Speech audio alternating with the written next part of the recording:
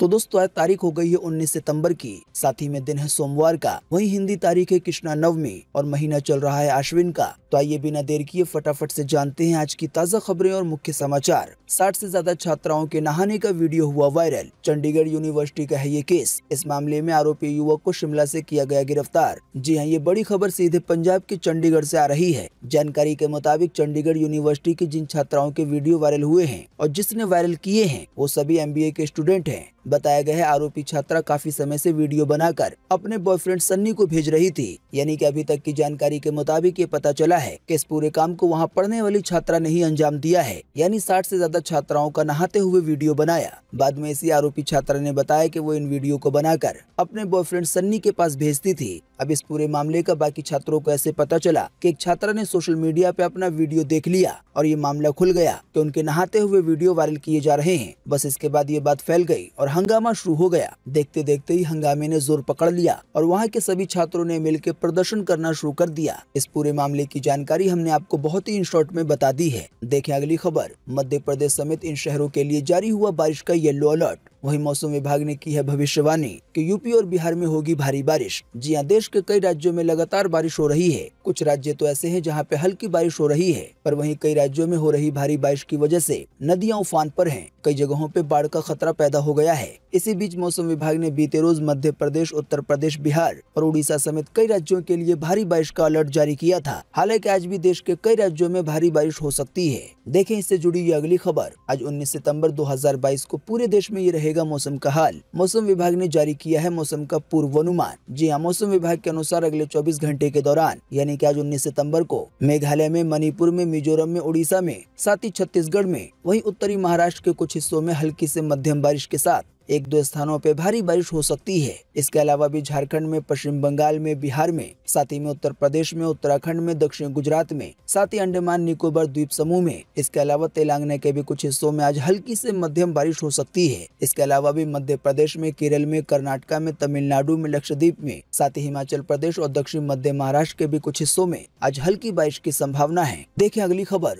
शंकराचार्य निश्चलानंद बोले कि 15 देश हिंदू राष्ट्र बनने को तैयार हैं, भारत के रुख का कर रहे हैं इंतजार। साथ ही कहा कि ज्ञानवापी की क्या बात करते हो, हम तो मक्का तक पहुंच गए हैं। जी हां, पूरी पीठ के शंकराचार्य स्वामी निश्चलानंद सरस्वती ने नागौर में बीते रविवार को हिंदू राष्ट्र संगोष्ठी को संबोधित किया। इस दौरान उन्होंने ज्ञानवापी में मिले शिवलिंग के सवाल पर कहा कि ज्ञानवापी की क्या बात करते हो, हम तो मक्का तक पहुँच गए हैं। साथ ही कहा कि वहाँ भी मक्केश्वर महादेव हैं। साथ ही कहा कि भारत एक हिंदू राष्ट्र है, लेकिन अगर सरकार इसे हिंदू राष्ट्र घोषित करती है तो नेपाल, मॉरिशस समेत दुनिया के 15 ऐसे देश हैं जो अपने आप को हिंदू राष्ट्र घोषित करने की तैयारी में हैं। साथ ही कहा ये सभी देश केवल भारत के रुख का इंतजार कर रहे हैं। देखें अगली खबर। मदरसों को सरकार की जरूरत नहीं, दारुल उलूम के सम्मेलन में मदनी बोले कि सरकारी जमीन पे मदरसा या मस्जिद बने तो खुद तोड़ें। जी आप नहीं जानते तो आपको बता दें कि यूपी में चल रहे गैर मान्यता प्राप्त मदरसों का सर्वे कराए जाने का योगी सरकार ने अभी हाल ही में फैसला लिया था। इसको लेकर अब सहारनपुर के दारुल उलूम देवबंद की मस्जिद रशीदिया में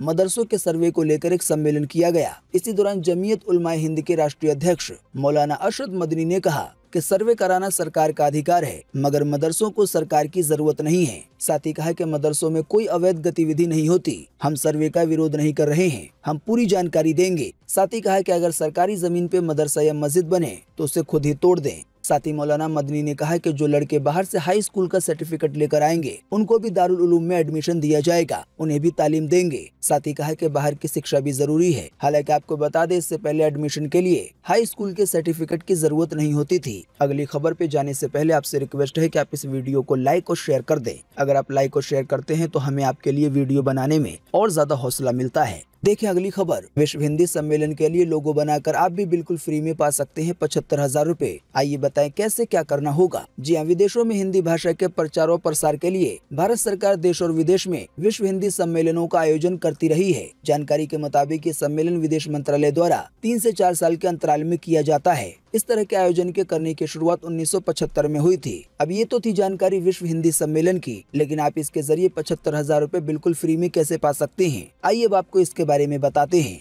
दोस्तों, भारत सरकार की अपनी एक वेबसाइट है mygov.in, जिसपे अक्सर इस तरह के ऑफर आते रहते हैं। तो इसी कड़ी में 12वें विश्व हिंदी सम्मेलन की प्रतियोगिता लाई गई है। इस प्रतियोगिता यानी कि कॉन्टेस्ट में एक काम करना है लोगो के डिजाइन करने का, यानी कि आपको लोगो बनाना है विश्व हिंदी सम्मेलन के लिए। लोगो को डिजाइन करने के बाद आप इस कॉन्टेस्ट में हिस्सा ले सकते हैं, जिसके जिसके भी लोगों को सबसे ज्यादा पसंद किया जाएगा तो उसे फर्स्ट प्राइज के रूप में 75,000 रूपए दिए जाएंगे। वहीं इसके बाद 3 और विजेताओं को 10,000 रूपए दिए जाएंगे। प्रतियोगिता की ज्यादा जानकारी या इसमें हिस्सा लेने के लिए आप भारत सरकार की ऑफिशियल वेबसाइट mygov.in को विजिट कर सकते हैं। वहाँ पे एक डू का सेक्शन होगा, आपको वहीं पे ये कॉन्टेस्ट मिल जाएगा। तो थोड़ी सी कोशिश करने के बाद ऐसा हो सकता है कि आपको घर बैठे बिठाए 75,000 रूपए मिल जाएं। देखिए अगली खबर, मोदी सरकार ने बनाया डीबीटी का रिकॉर्ड, जरूरतमंदों के बैंक खाते में अब तक डाल दिए हैं 25 खरब रुपए। जी हाँ, पीएम मोदी की सरकार में लाखों लाभार्थियों के बैंक खाते में पैसा सीधा ट्रांसफर होने का रिकॉर्ड बन गया है। जानकारी के मुताबिक साल 2014 से अब तक डायरेक्ट बेनिफिट ट्रांसफर स्कीम का आंकड़ा 25 ट्रिलियन रुपए को पार कर गया है, यानी कि 25 खरब। आप नहीं जानते हैं तो आपको बता दें, सरकार की इस स्कीम से नए लाभार्थियों के जुड़ने की वजह से डीबीटी यानी डायरेक्ट बेनिफिट ट्रांसफर साल दर साल लगातार बढ़ रहा है। बताया गया है साल 2019 से 20 के बीच में डीबीटी स्कीम के तहत 3 ट्रिलियन रुपए ट्रांसफर किए गए, जो भी देश की जरूरतमंद जनता थी उनको। वहीं 2021 से पीएम मोदी ने नेशनल लॉजिस्टिक पॉलिसी की शुरुआत की।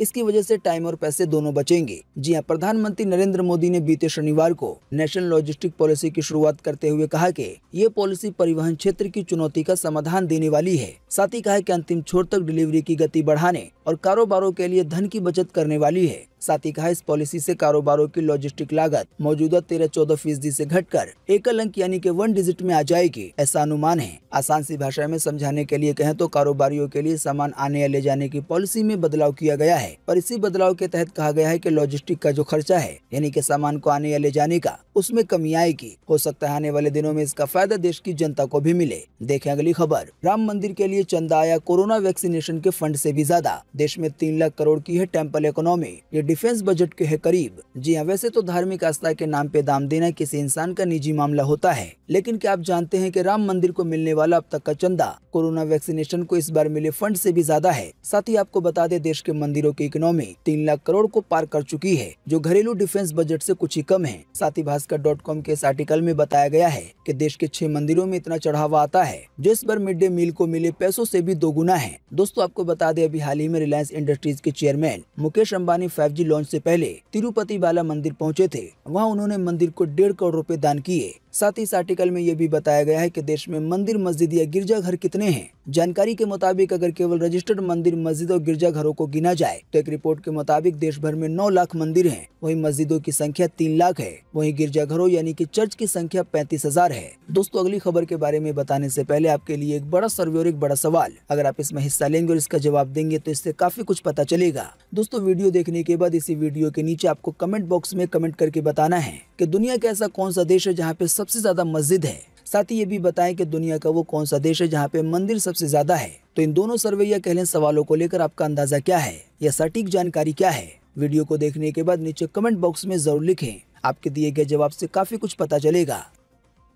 अब यूपी के बदायूं में दलित लड़की से रेप और फिर की गई हत्या। आरोपी बोला वो मुझे पहचान गई थी, इसलिए मुंह में मिट्टी भरकर मार डाला। हालांकि अब हो गया है गिरफ्तार। जी हां, उत्तर प्रदेश के लखीमपुर के बाद अब बदायूं में दलित लड़की की रेप के बाद हत्या कर दी गई है। जानकारी के मुताबिक लड़की बीते शुक्रवार से ही लापता थी। शनिवार सुबह लगभग 11 बजे उसका शव मिला। हालांकि अगले ही दिन यानी कि बीते रोज रविवार को पुलिस ने आरोपी जितेंद्र को गिरफ्तार कर लिया। आरोपी ने रेप और हत्या की बात कबूल ली है। उसने पुलिस को बताया है कि वो शराब के नशे में था। साथ ही आरोपी ने कहा कि रेप के बाद मुंह में मिट्टी भरकर उसे दबा दिया। इसकी वजह से लड़की का दम घुट गया और थोड़ी देर के बाद मौत हो गई। हालांकि इस मामले में लड़की की मां ने पुलिस पे गंभीर आरोप लगाए हैं। कहा है कि चौकी पे तैनात स्टाफ अगर लापरवाही नहीं करता तो आज मेरी बेटी जिंदा होती। चौकी वालों ने मेरी बेटी को मरवा दिया। बताया गया है लड़की की उम्र केवल 16 साल थी। देखिए अगली खबर, ताइवान में 2 दिन में आया दूसरा भूकंप। रिएक्टर स्केल पे तीव्रता रही 6.9।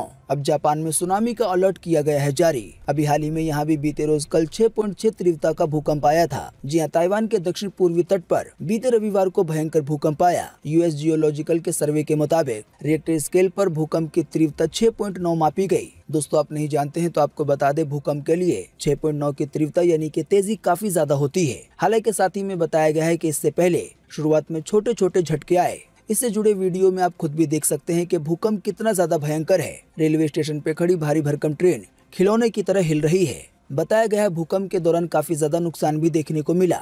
भूकंप के आने के बाद एक पुल टूटने की खबर है। साथ ही इसी दौरान कुछ ट्रेनें भी पलट गईं, जिसमें 4 लोग दब गए। हालांकि उन्हें बाद में रेस्क्यू करके निकाला गया। साथ ही आपको बता दें, ताइवान के अलावा मौसम को लेकर जापान के हालात भी सही नहीं हैं। जापान में सुनामी आने का अलर्ट जारी किया गया है। साथ ही यहाँ पे एक भयंकर तूफान आने की भी खबर है। देखिए इससे जुड़ी ये अगली खबर। जापान में जारी हुआ नानमाडोल तूफान का अलर्ट। ये तूफान 270 किलोमीटर पर आवर की रफ्तार से बढ़ रहा है आगे। इससे बचाने के लिए 40 लाख लोगों को सुरक्षित जगहों पे भेजने का आदेश जारी किया गया है। जी हाँ, जापान के मौसम विभाग ने बेहद ही खतरनाक तूफान नानमाडोल की चेतावनी दी है, यानी कि ये नानमाडोल तूफान का नाम है। बताया गया है ये तूफान तेजी से जापान की तरफ बढ़ रहा है। साथ ही जानकारी दी गई है कि बीते रोज 18 सितंबर को ये जापान के समुद्री तट से टकराया। इसकी वजह से जापान के कई हिस्सों में बहुत तेज बारिश हो रही है। जापान की वेदर एजेंसी के मुताबिक इस तूफान की वजह से कई जगहों पर लैंडस्लाइड बाढ़ आ सकती है। इस दौरान तेज हवा और भारी बारिश की आशंका भी जताई गई है। साथ ही कहा गया है कि इसकी वजह से काफी ज्यादा नुकसान हो सकता है। देखिए अगली खबर।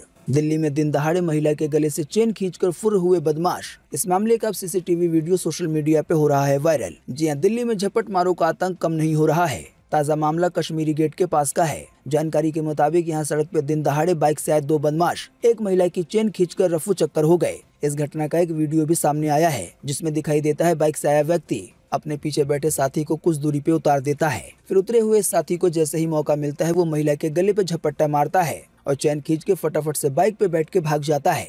जो साथी है वो बाइक भगाने के लिए पहले से तैयार रहता है। आप खुद भी वीडियो में देख सकते हैं। देखें अगली खबर। सैटेलाइट कॉलर आईडी लगी है भारत में आए चीतों के गले में। आइए बताएं ये क्या है। जी हाँ, जैसा कि आप सभी लोग जान गए होंगे कि भारत में करीब 70 साल बाद प्रधानमंत्री नरेंद्र मोदी द्वारा चीतों की वापसी हो गई है। लेकिन शायद आपको ये नहीं पता होगा कि नामीबिया से लाए गए सभी चीतों पर नजर रखने के लिए खास किस्म की टेक्नोलॉजी का प्रयोग किया जा रहा है। इस टेक्नोलॉजी का नाम है सैटेलाइट कॉलर आईडी। बताया गया है इसकी वजह से इन सभी चीतों पर बेहद ही आसानी से नजर रखी जा सकेगी। बताया गया है चीतों को केवल भारत लाकर छोड़ देने से काम खत्म नहीं हुआ है, बल्कि यहाँ से तो चीतों के भविष्य की शुरुआत हो रही है। इसीलिए इन पे कड़ी निगरानी रखी जा रही है। चीतों पे ध्यान बिल्कुल सही से रखा जा सके, साथ ही उनकी लोकेशन की भी जानकारी हो। इसी की वजह से उनके गले में सैटेलाइट कॉलर आईडी लगाई गई है, जिसको लगाने के लिए एक पट्टे का इस्तेमाल किया गया है। आप तस्वीर में देख सकते हैं। दोस्तों इन्हीं चीतों से जुड़ी देखें एक और खबर। चीता प्रोजेक्ट पे अब कांग्रेस ने किया हमला। इसे लेके जयराम रमेश बोले कि 2009 में शुरू हुआ था ये प्रोजेक्ट। मैं खुद इसके लिए साउथ अफ्रीका गया था। जी हाँ, प्रोजेक्ट चीता के लिए कांग्रेस को क्रेडिट न देने पर कांग्रेस नेता जयराम रमेश ने भाजपा पे निशाना साधा है। उन्होंने बताया है कि ये प्रोजेक्ट साल 2009 में मनमोहन सिंह की सरकार में शुरू हुआ था, यानी कि चीतों को लाने का काम उसी समय शुरू हो गया था। साथ ही कांग्रेस नेता रमेश ने कहा कि इसके लिए मैं खुद साउथ अफ्रीका गया था। साथ ही कहा लेकिन भाजपा को दूसरों की योजनाओं का क्रेडिट लेने और झूठ बोलने की आदत है। आपको बता दें अभी हाल ही में बीते शनिवार यानी कि बीते 17 सितंबर को पीएम मोदी ने मध्य प्रदेश के कुनू नेशनल पार्क में 8 चीते छोड़े। इसी दौरान पीएम मोदी ने कहा कि 70 साल में पिछली सरकारों ने भारत में चीतों को वापस लाने की कोशिश नहीं की, लेकिन हमारी सरकार ने ये कर दिखाया। देखें अगली खबर। जहां साइरस मिस्त्री की जान गई, वहां पे इस साल 60 मौतें और हुई हैं। मुंबई अहमदाबाद हाईवे पे 100 किलोमीटर का पैच है जानलेवा। खराब सड़क और बद इंतजामी से हो रहे हैं हादसे। जी हां, टाटा सन्स के पूर्व चेयरमैन साइरस मिस्त्री की कार का जहां पे एक्सीडेंट हुआ था, वहां इस साल 62 लोगों की और मौत हुई है। वहीं 192 लोग घायल हुए हैं। जानकारी के मुताबिक मुंबई अहमदाबाद हाईवे पे ठाणे जिले के घोड़बंदर से पालघर जिले के दबचारी के बीच 100 किलोमीटर का जो हिस्सा है वो काफी ज्यादा खतरनाक है, क्योंकि यहाँ पे कई जगह सड़कें खराब है, सिग्नल की कमी है। साथ ही यहाँ पे स्पीड को कंट्रोल करने के लिए कोई भी उपाय नहीं किए गए हैं। इसी की वजह से हादसे होते रहते हैं और इन्हीं में से एक हादसा हो गया साइरस मिस्त्री के साथ। देखें अगली खबर। 10 रुपए में अरबपति बनना चाहते हैं तो हो जाएं सावधान। जयपुर के एक युवक ने खेल खेल में गंवाए 27 लाख रुपए। ठग रिलायंस और लुलु मॉल के फर्जी ग्रुप बनाकर फंसा रहे हैं। जी हाँ, जरा सोचिए कि आपके मोबाइल पे एक मैसेज आता है कि 10 रुपए लगाइए और अरबपति बन जाइए। साथ ही बताया जाता है कि इसके लिए बस आपको एक काम करना होगा, और वो काम ये है कि आपको बस अपने मोबाइल फोन में ग्रीन या रेड कलर चुनना होगा। आप सोचेंगे रातों रात अमीर बनने का इससे आसान तरीका तो हो ही नहीं सकता। अब बस दोस्तों इसी तरह की लालच का फायदा उठाकर कुछ फ्रॉड ऐप लोगों को चूना लगा रहे हैं, जिन्हें लोग कई बार कलर वाला गेम समझ लेते हैं। जयपुर के एक विजय नाम के युवक ने भी यही गलती की। बताया गया है 3 महीने पहले विजय को टेलीग्राम ऐप के ग्रुप से ऐसे ही गेम के बारे में पता चला। दावा किया गया कि भारत में पहली बार ऐसा इन्वेस्टमेंट ऐप आया है जिसमें केवल 10 रुपए लगाकर जितना चाहे उतना पैसा कमा सकते हैं। बस बिड लगाने और जीतने का दम होना चाहिए। विजय ने पहली बार गेम खेला तो 100 रुपए लगाकर 3000 रुपए कमा लिए। अरबपति बनने की चाहत में विजय ने धीरे धीरे करके अपनी सारी सेविंग लगभग 27 लाख रुपए इस गेम में लगा दिए। बताया गया है कभी रेड कभी ग्रीन बटन दबाते दबाते विजय का पूरा पैसा ऐप चलाने वाले मास्टरमाइंड के बैंक अकाउंट में खाली होता गया। तो दोस्तों अभी ये ताज़ा मामला है, इसी की वजह से आपको बच के रहने की जरूरत है। ध्यान रखें कि कहीं पर भी आपको अगर इस तरह की स्कीम बताई जाती है और ये कहा जाता है कि आप एकदम से लखपति, करोड़पति या अरबपति बन जाएंगे, तो आपको इसके झांसे से बचना है। साथ ही जिस ऐप के बारे में आपको ज्यादा जानकारी ना हो, वो ऐप आपको देखने में अनजान सा लगे, तो उससे भी आपको बच के रहने की जरूरत है, चाहे वो गूगल के प्ले स्टोर पे मौजूद हो तब भी। क्योंकि कई बार ऐसा देखा गया है कि ठगी करने वाले भी बहुत सारे ऐप कई अरसे तक गूगल प्ले स्टोर पे मौजूद रहते हैं। बात ये होती है कि जब गूगल को इनके बारे में पता चलता है तब इनको बैन किया जाता है, लेकिन तब तक इन्होंने कई सारे लोगों को चूना लगा दिया होता है। तो फिलहाल इसी तरह की कोई खबर आप तक पहुंच सकती है, तो इससे सावधान रहिए। देखें अगली खबर। गूगल पे लगा 32,000 करोड़ रुपए का जुर्माना, भारत, यूएस और यूएई उठा रहे हैं सख्त कदम। गूगल जैसे टेक दिग्गजों की मोनोपोली को दी जा रही है चुनौती। जी हाँ, यूरोपियन यूनियन की दूसरी बड़ी कोर्ट ने गूगल पे $4.1 बिलियन यानी कि करीब 32,000 करोड़ रुपए का जुर्माना लगाया है। जानकारी के मुताबिक गूगल पे अपने प्रभुत्व का इस्तेमाल करते हुए प्रतिस्पर्धा को खत्म करने का आरोप लगा था। कोर्ट ने माना है कि गूगल ने एंटी ट्रस्ट को तोड़ा है। बताया गया है गूगल ने ऐसा अपने सर्च इंजन की लीडरशिप को मजबूत करने के लिए अपनी एंड्रॉइड स्मार्टफोन टेक्नोलॉजी और उसके मार्केट में उसके प्रभुत्व का इस्तेमाल करके किया है। अभी हाल ही में गूगल को लेकर इससे जुड़ी एक खबर आई थी, जिसमें ये बताया गया था कि गूगल एप्पल, सैमसंग जैसी कंपनियों को हर साल एक मोटी रकम देता है, केवल इस काम के लिए कि जब भी एप्पल जैसी सैमसंग कंपनियां नया फोन बनाए तो उसमें गूगल का सर्च इंजन पहले से ही इंस्टॉल कर दे।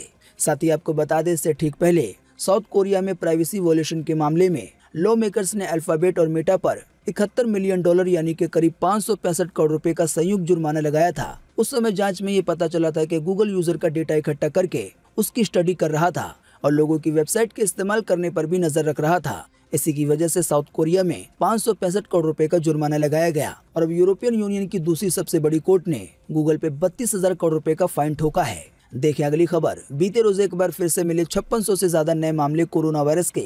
इसी दौरान फिर गई 14 लोगों की जान कोरोना के कारण। जी हां, बीते रोज लगभग 24 घंटे में एक बार फिर से 5600 से ज्यादा नए मरीज मिले हैं कोरोना वायरस के। इन नए मरीजों के मिलने के बाद अब देश में टोटल एक्टिव केसों की संख्या 47,922 हो गई है, यानी कि अब देश भर में कोरोना के इतने मरीज हो गए हैं। बाकी जैसा कि हमने आपको बताया, 14 लोगों की जान फिर गई है कोरोना के कारण। हाँ, लेकिन अच्छी बात ये रही कि इसी दौरान 4500 से ज्यादा लोग ठीक भी हुए हैं। देखें अगली खबर। एसबीआई ने मोबाइल फंड ट्रांसफर पे एसएमएस शुल्क किया माफ। यूजर अब इस तरह से बिना किसी अतिरिक्त शुल्क के आसानी से कर सकेंगे लेन देन। जी हाँ, भारत के सबसे बड़े ऋणदाता भारतीय स्टेट बैंक ने मोबाइल फंड ट्रांसफर पर एसएमएस शुल्क माफ करने की अनाउंसमेंट कर दी है। एसबीआई ने ये जानकारी दी है कि यूएसएसडी सर्विसेज का इस्तेमाल करके यूजर अब बिना किसी अतिरिक्त शुल्क के आसानी से लेन देन कर सकते हैं। इस बात की जानकारी एसबीआई ने सोशल मीडिया पोस्ट शेयर करके दी है। एसबीआई ने पोस्ट में लिखा है, मोबाइल फंड ट्रांसफर पे अब एसएमएस शुल्क हुआ माफ।